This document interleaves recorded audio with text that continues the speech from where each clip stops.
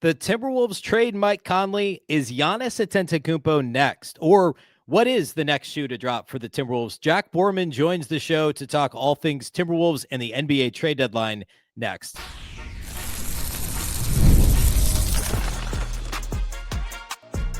You are Locked On Timberwolves, your daily Minnesota Timberwolves podcast. Part of the Locked On Podcast Network, your team every day. Hello and welcome to the Locked On Wolves podcast, part of the Locked On Podcast Network, now the #1 sports podcast network. Today's episode is brought to us by our friends at FanDuel. It's the last call for football on FanDuel. If you're a new customer, bet just $5 and get $200 in bonus bets if you win. Happy Wednesday, everybody. Happy hump day. I'm Ben Beecken, the host of the Locked On Wolves podcast. And today we're going to be joined by Jack Borman from the Locked On Wolves postcast that he does after every Wolves game with Luke Inman right here on Locked On Wolves live on YouTube, and then also the audio right here in the Locked On Wolves audio feed. We're going to chat all things surrounding the Mike Conley trade. Mike Conley going to the Bulls as part of a 3-team deal, also involving the Detroit Pistons. But what does that mean in terms of a next step for the Timberwolves? What's the next shoe to drop? Is it Giannis? What are the odds a Giannis trade happens? I was a little surprised at how high of a percent chance Jack Borman gave a Timberwolves Giannis trade. We'll get into that. We'll also talk about some of the other names that may or may not be options. A couple of guys that I've talked about on the show that Jack does not think are options at this point for the Wolves because of, at least in part, the Conley trade, and some other guys that may fit nicely into a deal with Rob Dillingham. Names that we have talked about on the show, and also some names that we haven't talked about as much. So a lot to get to today. First, a big thank you off the top for making Locked On Wolves your first listen. Of course, this show is free and available everywhere. That includes YouTube, as well as all of your favorite audio platforms. Wherever you like to listen to podcasts, you can find Locked On Wolves. All right, without further ado, let's get into my conversation with Jack Borman.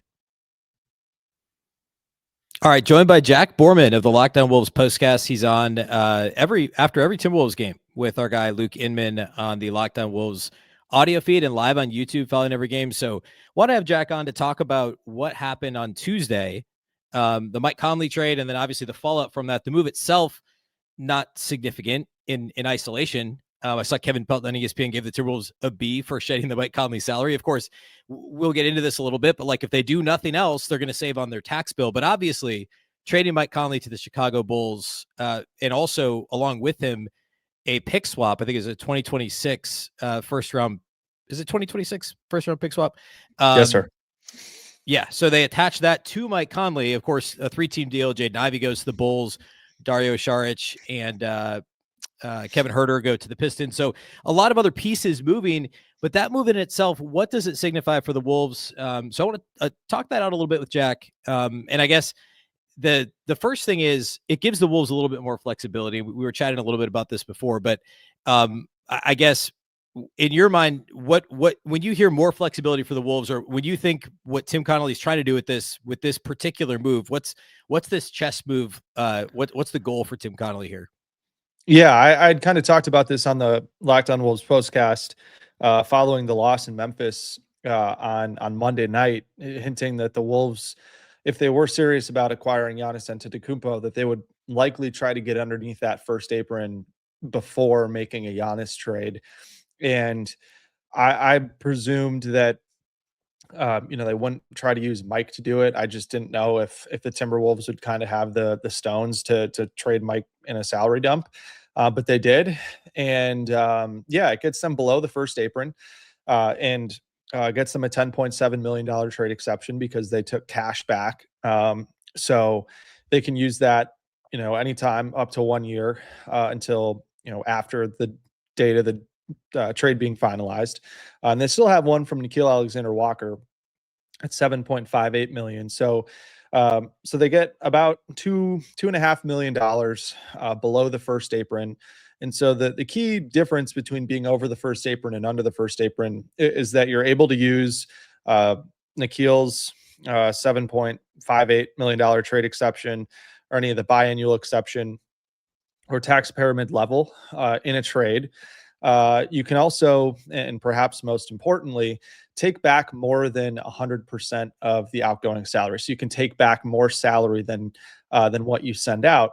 And that's really important in this case because transaction involving Giannis into the Wolves is likely not going to involve just the Wolves and the Bucks, because you'd imagine that the Bucks would want younger players and pieces and draft picks that can accelerate a rebuild. And I'm not sure that Jaden McDaniels and Julius Randle kind of fit that description, even though that is enough financially for them to be able to swing a Giannis trade. So having $2.5 million of wiggle room to be able to take back a player or take back more salary than what you're sending out is important. But it's important to note that if they use any of these mechanisms, so if they take back more money than they send out or use a trade player exception in a Giannis deal, they would be hard capped at the first apron. So they would not be able to go over that first apron mark in any Giannis trade, which is pretty significant. So I think what you might see is you could see a situation in which the Wolves stay under the first apron in a Giannis trade, and then use that leftover $2.5 million to maybe trade for a guy in a vet minimum salary. I mean, Chris Paul is just an example of a guy whose salary could fit. Maybe you trade cash or whatever the Clippers want to officially get off of him, but that's just kind of how they'd be able to swing it. So I think a lot of times you can play around in the trade machine and end up being $1 million short or $2 million short. And all these guys are doing crazy math with all their simulations down the street at Target Center, Mayo Clinic Square, and that wiggle room I think is pretty significant. And then the other part of it too, I guess, is that if they were to stay underneath the first apron, they would also be able to sign a player in the buyout market whose current contract exceeds the non-taxpayer mid-level exception, which is, I think, something like $14 million this season. So, for instance, if a guy like Chris Middleton, who's making, I think, $33 million or some player like that was bought out by the Wizards or whomever else, they would be able to sign that player to a vet minimum rest of the year contract, kind of like they did for, I can't remember if Monte Morris was a buyout guy or if they traded for him, but a kind of acquisition like that. And for that, and correct me if I'm wrong, but for that specifically, because they're paying the vet minimum, that's just one of those wrinkles in the new CBA, right? Where like essentially you're penalized if you're above the first apron that you can't sign somebody who was bought out. Is that right? Could repeat that? So if they're signing a buyout guy to a vet minimum, basically so the only reason they would be able to do that in this scenario is because they got under the first apron. So if they hadn't made this trade, they wouldn't be able to do that because it's a penalty for being over the first apron to not sign a guy who was bought out on a non-vet minimum contract. It would have to be more than the non-taxpayer mid-level. Okay. So for instance, like if Kyle Anderson got bought out, he's only at like $9 million, but the non-taxpayer mid-level exception this season is $14.1 million. So because Slow-Mo is below that $14.1 million mark, being over the first apron, they would still be able to sign someone in the buyout market. And then I believe if you're over the second apron, you can't sign any buyout guy. So, okay, that makes sense. Yeah. So Chris Middleton's the best example of that. I mean, there probably aren't that many guys that are above that number that are going to get bought out, but I guess I haven't dug that deep into the buyout market yet since we're not to the deadline. But there's Chris Middleton's probably the best potential fit if they're going to do something like that. So really, plan A for doing this is obviously Giannis. Everybody knows that. It's no secret. It's been reported in multiple places now that the Wolves are in on the pursuit, and I think there was some reporting even this evening that I can't remember who, it might have been Brett Siegel, who said that basically if he's moved, it's going to be to the Timberwolves. And then plan B would be what you're saying. Well, actually, plan B could still be to move for another player, make a move for another player. And there was some reporting, and I can't remember, maybe you saw this, but somebody was reporting that the Wolves could have had Kobe White in the deal, the Conley deal, but they opted not. Windhorst reported that, yeah. Brian Windhorst said ESPN, but they chose not to because they would rather have the flexibility. And so it seems unlikely they're going to go back and be like, all right, we'll give us Kobe White in a separate deal. But technically, I guess they could still make any of these moves they could have made previously. This just gives them more flexibility in the moment. They could backtrack, not really backtrack, but sidetrack and acquire a guard or a wing, or they could, if it all falls apart. And to be clear, like I feel like I need to say this very clearly. Like, the Wolves didn't do this simply to save money. It gives them flexibility. And worst case scenario, they will save money and have the option to get a buyout guy like a Chris Middleton or somebody else when it's all said and done. If the Bucks hang on to Giannis past the deadline and they don't make another significant move, that's the worst case scenario. So outside of the locker room implications, obviously, Conley wasn't really contributing a whole lot in a positive way on the floor for the Timberwolves over the past few weeks, or really for much of the season. But outside of any potential locker room implications, there really isn't a downside to this deal for the Timberwolves, no matter how you slice it. Yeah, I would agree with that completely. I mean, the other part too that you have to keep an eye on is just because these deals get reported doesn't mean that they end up transpiring as reported, right? Yeah, I think that the Timberwolves could theoretically, maybe the Bucks end up rug pulling the Wolves a little bit and saying, we're not going to trade Giannis, which is, something that still could very much happen. But I think that if that were the case, maybe you are able to go back to the Bulls and say, hey, if you're still willing to do the Kobe White, maybe we throw in a future pick swap or a second round pick or whatever the case may be. It doesn't seem like Kobe White has a whole lot of value on the open market right now, especially since it'd be likely a rental situation. But there's always an opportunity that something like that could happen as well. And so the other part of it too, you asked about a couple other buyout guys. I mean, looking at it, they're really, a lot of the guys have player options that they're probably going to take this summer. The only guy that I could maybe see fitting that description is Kevin Huerter, but I'm not sure that the Pistons would be interested in buying him out. That seems like a guy that might be able to help them right now. But and as it pertains to the Wolves, pursuing other guys, I still just don't really think that, a lot of the guys that, we have theoretically talked about, whether that be, a guy like, let's put Kobe White to the side for a second. Maybe, someone like Malik Monk or Colin Sexton, the Wolves can't aggregate the trade player exception that they've generated from the Nickeil Alexander Walker sign-in trade. So they couldn't do something where they traded, Rob plus this trade player exception plus Leonard Miller to be able to get to that figure for a Monk or a Sexton. At this point, it does truly feel like it is Giannis or bust in terms of that Mike trade being a precursor to something. But it is important to note too that like the Timberwolves did have some pretty significant tax savings in the deal. So they saved about $20 million in luxury tax money. This is per Yossi Goslan. It was a great follow on Twitter. They took their tax penalty from 24 million to 3.9 million by getting off the Mike contract. So, even if it amounts to nothing, I still think that it's significant that you're at least saving $21 million for somebody who's probably not moving the needle for you all that much and could free up, opportunity for you to, still trade Rob Dillingham and maybe go get a guy like Chris Dunn or, a player of that ilk, to come in and at least fill a rotation spot in the meantime. Today's episode of Locked On Wolves is brought to us by our title sponsors at FanDuel. It's the last call for football on FanDuel. One final Sunday, one final kickoff, the last chance to get in on the action before the NFL season officially comes to a close. This is Super Bowl 60, and FanDuel's making sure you're right in the middle of it with a special offer just in time for the biggest game of the year. Whether you're backing the favorite, which is the Seattle Seahawks, or the underdog New England Patriots, or building one last same-game parlay, this is the game everyone's been waiting for. This is where predictions turn into plays, stats turn into storylines, and every snap feels bigger. It's the perfect way to cap off the season and make the Super Bowl even more exciting from kickoff to the final whistle. If you're a new customer, just bet $5 and get $200 in bonus bets if you win. Make it count, because after the Super Bowl, the season is over. Last call for football on FanDuel, an official sportsbook partner of Super Bowl 60. Visit FanDuel.com to get started.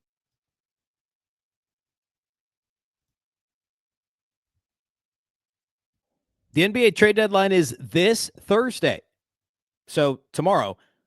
And we want to give you a free month of our new Everydayer Club to help you get ready. If you need a group chat to keep up with the chaos, join ours. The Everydayer Club gets you access to a group chat on Discord just for Wolves fans, plus national chats where you can hang out with fans from across the league. I've been in the Discord frequently over the past few weeks. Lots of trade deadline talk. We talked a lot about Giannis, some different possibilities that could happen around the trade deadline.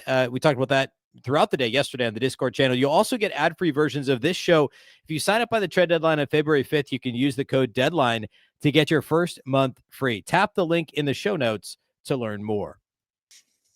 Yeah. So I guess one more thought on that. So like you on the non-Giannis options, you mentioned that some of those like higher salary type guys are fairly unlikely to be included because now that the Conley trade has been, or the Conley salary has been moved, it's a lot harder to combine salaries to get to like a Malik Monk or a Colin Sexton are probably the two best examples of that. I never thought that like those are probably two best examples that are like more than what a Dillingham salary is, Dillingham plus, but less than say like a obviously Giannis or like a Darius Garland who obviously just got moved, or a James Harden for that matter, who just got traded for each other before we jumped out and recorded this. But there are a small handful of guys who potentially could be fits if they decided to trade Dillingham, because I think this is now independent to the Conley move, except for the fact that the Conley move may and actually, sorry, backtracking a little bit more, you mentioned a minute ago that it's important to note that these things could shift, and it is really important to note that this has not been officially reported yet, which means stuff could change. So they could raise their hand and be like, all right, we're not getting Giannis, we'll take Kobe White. So that could still change. But if it doesn't, and if that trade doesn't change and the Wolves don't get Giannis, there's a small handful of guys that are kind of in the neighborhood of a Dillingham salary, and the Wolves, by all accounts, and if you feel differently, say so, but it seems like they're really wanting to move Rob Dillingham, and it feels likely that he's moved, whether or not it's with a pick or it's with a Leonard Miller contract or something like that to get them closer to 9 or 10 million. I think Dillingham is 6 something, if I'm not mistaken. Do you think, like, I don't know, I've got a very short list of names that I've talked about on the show that I think could fit the Timberwolves, from Ayo Dosunmu to Trey Jones to Tyus Jones. I really think you need to trade a lot more if you're going to get a Ty Jerome at that point, now that we know that, or they've already traded a pick swap. So I feel like it's unlikely the Wolves can cobble enough assets together to convince Memphis to trade a guy like Ty Jerome on that contract. But are there names kind of in that, I'm putting you on the spot a little, but I guess I just listed 3 or 4 names in that like general salary range that you feel like are possibilities for the Wolves, or that it's something the Wolves may say, hey, look, we're trading Conley, we still need a point guard, we'd like to get off of Dillingham, let's do this thing for, Trey Jones or something like that. Do you think that's feasible in your mind?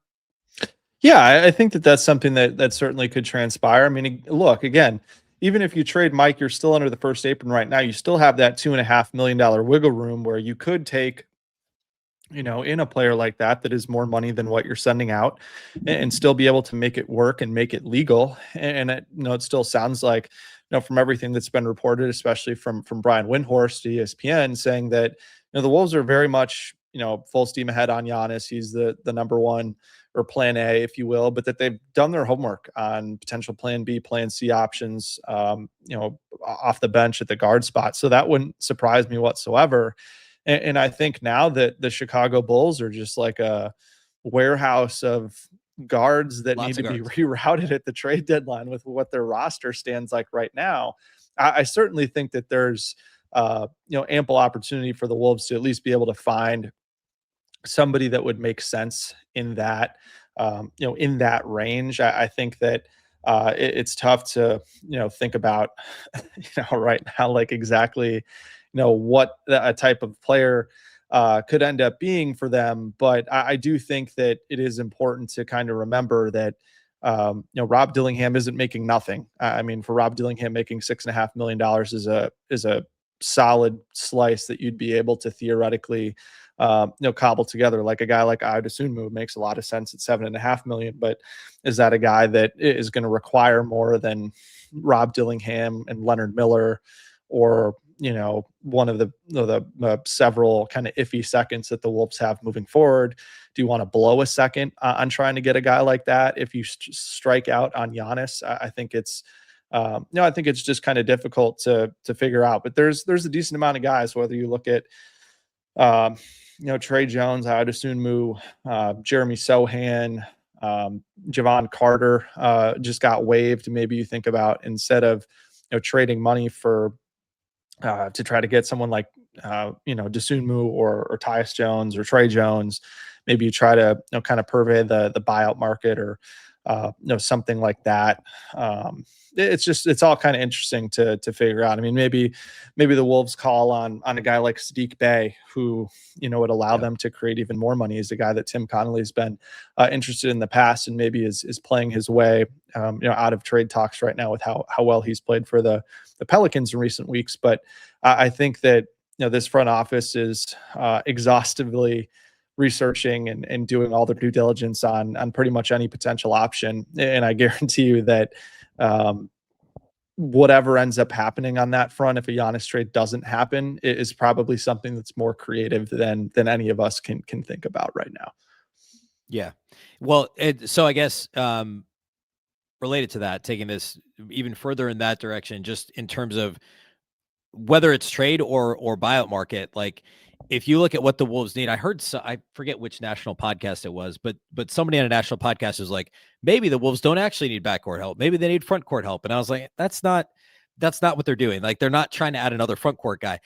They're trying to find minutes for Berenger right now. Like, that's not what they're doing. But is it a more of a true point guard, or is it more of a, because like in my mind, like I had to assume, I've said this on Locked On Wolves, a lot of what he does is a lot of what Dante DiVincenzo does. And so just in terms of like making your depth better and making your roster quality better as you go toward the playoffs, when you have a roster that, especially now without Mike Conley, you're really only 6.5 guys deep, depending on what night it is for Jalen, what kind of night it is for Jalen Clark. Like, you just need a more depth, period. So a move like that, like you bring up a good point. Do you want to give up a second for a guy like Dosunmu, along with whatever else it's going to take to get him? Because there's also, like, at this point, it feels like they're willing to trade Dillingham regardless. Obviously there's some costs there in terms of what they traded to get him. But at this point, like, you're just trying to win this year. And so is it worth giving up a second round pick plus guys for someone whose contract expires this year? And if that's the case, is it more of a Dosunmu, or is it a true point guard like a Javon Carter or a Tyus Jones, somebody who, now that you've lost Conley, you don't have a point guard? And in my mind, I don't know that the Timberwolves, like, and I'm curious to get your take. I don't think the Timberwolves are likely to, like, I don't think Tim Connelly has said, like, I'm going for a point guard, or I'm trying to get somebody who's going to give me instant offense off the bench. Like Sadiq Bey fits that category, right? Dosunmu's more the role player type. My guess is it's just he's got several plan Bs beyond Giannis, and it's however the chips fall. It might be a point guard like Trey Jones or Tyus Jones or Devon Carter. It might be a role guy like Dosunmu. It might be a scorer like Sadiq Bey. But in your mind, I guess, do you think the Timberwolves are leaning in one direction for like the type of player they're going to look to acquire if they don't get Giannis? Or I guess second piece of that is what would you like to see them do? What do you feel like is missing the most from the Timberwolves rotation? And if they're going to add somebody that's not Giannis, what type of player do you think is most important to add? Today's episode of Locked On Wolves is brought to us by our friends at Quo.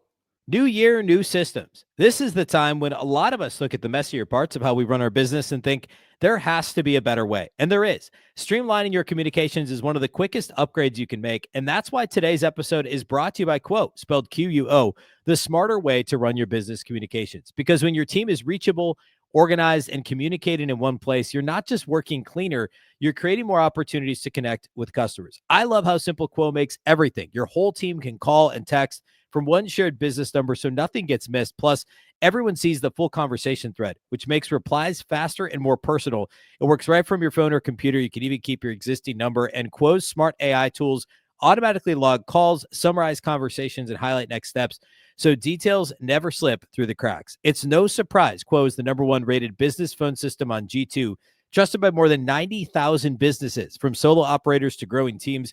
Make this the year where no opportunity and no customer slips away. Try Quo for free. Plus, get 20% off your first 6 months when you go to quo.com/LockedOnNBA. That's Quo, QUO.com/LockedOnNBA. Quo, no missed calls, no missed customers. Today's episode is also brought to us by our friends at Game Time. There's nothing like being in an NBA arena. The crowd, the energy, the moment. Getting tickets, though, that part hasn't always been so simple, and that's why Game Time has become the go-to app for scoring tickets fast without the hassle. It puts the advantage back where it belongs with the fans. You may want to get to Target Center post-trade deadline. The Wolves don't play at Target Center until this weekend. The Clippers on Sunday, I guess new look Clippers after the James Harden trade. To get your tickets, just pull up the Game Time app, pick that game or any other upcoming NBA game, and get your tickets pulled up and locked in within minutes. You'll get to see the all-in price up front, so there's no surprise fees at checkout. Also, perhaps the best thing about it is you can see the view from your seat before you buy, and that helps make your decision easy. There are great last-minute options, too, if you decide at the last minute with NBA tickets showing up at solid prices. Take the guesswork out of buying NBA tickets with Game Time. Download the Game Time app, create an account, and use the code LOCKEDON for $20 off your first purchase. That's code LOCKEDON, LOCKEDON, for $20 off. Download the Game Time app today. And remember, it's gametime.co, not .com. Yeah, for sure. I think about it from the standpoint too of, and I think a lot of transactional decisions are made through this lens when at least as it pertains to the Timberwolves in recent months, years, et cetera, is just like, what do you need to win in the West, right? And when you think about teams like Oklahoma City and Houston and San Antonio, those are all three teams that can just totally get in a stance and guard and make it really difficult for you to execute offense in the half court if you don't have guys that can take care of the basketball, operate under pressure, and help you get into your stuff. And that's something that Minnesota really struggled with against Oklahoma City last year. I think that's a factor in why Mike Conley continued to play as many minutes as he did in the rotation up until he was traded. And so I think that that's something that really can't be overlooked. But I think in terms of just the biggest issue that the Wolves have had of late is just they're consistently getting outscored on the bench, and not just by 5-8 points. It's by 15, 20, 25, or in the case the other night, I think it was like 52 to 13 by a Grizzlies team that was missing several of their key guys. So I think the most important thing for the Timberwolves is to get scoring off the bench, whether that's comes in the form of a guard that can also handle the ball. I think that would be fantastic. But I also think that part of the Timberwolves ethos in the last few years is trying to avoid having one-way players in the rotation, right? And I think that's what can become a little bit tricky at times with Jalen Clark is, teams just don't guard him or force or entice him to take threes or put the ball on the floor and try to get into the lane. He gets into trouble. See that sometimes with Bones Highland struggling defensively. Yep. See that sometimes with TJ Shannon struggling defensively with foul issues. And so I could see very much that the Timberwolves believe like, okay, Mike's gone, Bones can step into this, has more one-way, is going to play more minutes, is going to be more aggressive. Maybe we try to get more of a role player type, like an Ayo Dosunmu, who can kind of be that bridge between two different guys that can really score the ball on their best nights between TJ Shannon and Bones Highland. And then maybe we can rig the rotation where if we need more defense, maybe we go in Clark and Berenjay's direction, or we hope that it's a matchup where TJ is not going to get in foul trouble or those types of things. And so I think the Timberwolves will probably try to acquire somebody that can play both ways in that standpoint. Yeah. And so I think Ayo Dosunmu makes the most sense to me in that regard, just because I think that it probably gives you a little bit more offense than Trey Jones. But I also think that Trey Jones is kind of like a more talented Jordan McLaughlin, right? Yep. And what he gives you in terms of a guy that can really just push the pace, fly up the floor. That's something that Chris Finch really loves. And we all know the great impact that Jordan McLaughlin was able to have while he was in a Timberwolves uniform. So I think that there's some familiarity there. And obviously too, with Trey being from Minnesota. So I think if I was the Wolves, I would be looking at somebody that could do something both ways. And so I think a guy like Ayo Dosunmu or Sadiq Bey is just a bigger body that can really rebound and you can trust as a secondary, tertiary playmaker off the bench. I think makes the most sense to me. But again, it's just impossible to know what's out there, what type of offers the Bulls are getting for anybody in their stable of their rather clogged stable of guards that they have at this point. But I think that's the direction if I would go if it wasn't Giannis. But I think the other thing that we should say too is like there's a chance that Dillingham may not be in like a Giannis deal, and Dillingham is involved in some other type of deal that could help pull something off like what we're talking about now. But then again, it's also hard to prognosticate, like, will TJ Shannon be in a Giannis deal? Right. Will Jalen Clark be in Giannis deal as a guy that's going to be a restricted free agent? Maybe you could kind of get one of those Nickeil Alexander-Walker scam contracts for. It's really hard to, I think, handicap how this thing's going to play out. But it's really exciting, I think, to kind of air out the possibilities of either bringing Giannis in or evaluating what else the Timberwolves have available to them elsewhere. Yeah, I mean, on the one hand, I don't know what it says. I don't know that it says, like, I'm thinking through, like, we just listed a bunch of different, like, qualities that the Timberwolves roster is missing, and obviously the bench scoring has been a massive problem all year. As soon as Dante DiVincenzo started to join the starting lineup, and it's just Naz Reid and a bunch of guys that don't score, at least not with consistency when it comes to Bones Highland, and it's like they're missing a lot, which is funny because just over a year ago, Chris Finch was talking about how he had 8 starters, right? And so, first of all, things change quickly. Second of all, it's interesting how the Wolves, on the one hand, they still need a lot of stuff to really, like, feel good about this roster as a championship contender. But on the other hand, the roster they have now is malleable enough and can play in enough different ways, enough different styles of play. And Ant is a true two-way superstar, that we're talking about, like, a lot of possibilities. And it's not like you have to fix the Wolves in this one specific way. It's like, hey, they could add a point guard and feel pretty good about where they're at, or they could add another bench scorer and Ant and Julius Randle can play the part of point guard and they'll be fine, right? Like, these tweaks are enough to make this probably a 50 to 55 win team. I mean, they're on pace to win about 50 games anyway.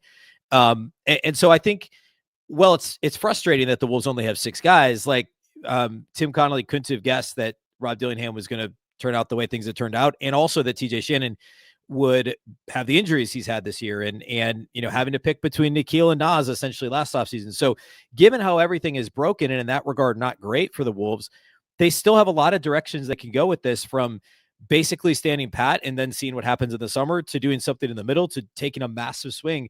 And nobody thought that would be possible for a Timberwolves team that gave up what they gave up for Rudy Gobert and then also pulled off the Cat trade. And it speaks to Tim Connelly's ability to really pivot and adjust on the fly, I think. All right, that'll do it. Just finished recording with Jack, and guess what? Not 5 minutes off our conversation, and the Mike Conley trade, which we just talked about not being officially official, was officially reported to the league. So that small bit of the conversation in the middle is already obsolete, like literally 5 minutes after we got off the recording. So with that trade being official, doesn't mean the other stuff can't happen. It just, I think the only thing it means is that the Kobe White thing is probably not happening, because it could have happened if the Wolves wanted it to happen. Instead, they wanted to hold out for a potential Giannis deal. So things are changing rapidly. This is publishing late Tuesday night. By the time you listen to it Wednesday, who knows? But I'll be back at some point Wednesday. And actually, Jack and I had an additional 10-minute conversation he gave some predictions. I'm going to post that early on Wednesday as kind of a 10-minute bonus episode, so that this show today doesn't get too long. So look for a short, essentially, with Jack and I, about a 10-minute conversation that'll post during the day Wednesday with his predictions for the deadline and the wrap-up of our conversation. Following the game, live postcast with Jack and Luke, and then I'll be back with the regular show late Wednesday, early Thursday, and then, of course, deadline coverage on Thursday. Big thank you for making Locked On Wolves your first listen every day. Of course, this show is free and available everywhere. You can watch on YouTube. You can listen wherever you like to listen to podcasts. A reminder to sign up for the Everydayer Club if you want to get into the Discord chat. Now is the time to do it. You can use that the discount code deadline to get signed up before the deadline on Thursday. You'll get your first month free. Again, ad-free versions of Locked On Wolves as well. You can go to either in the show notes, click the link, or go to lockedonwolves.supercast.com. Of course, Locked On Wolves is part of the Locked On Podcast Network, your local experts on all the biggest stories. Once again, I'm Ben Beecken. This is the Locked On Wolves podcast, and we'll catch you next time.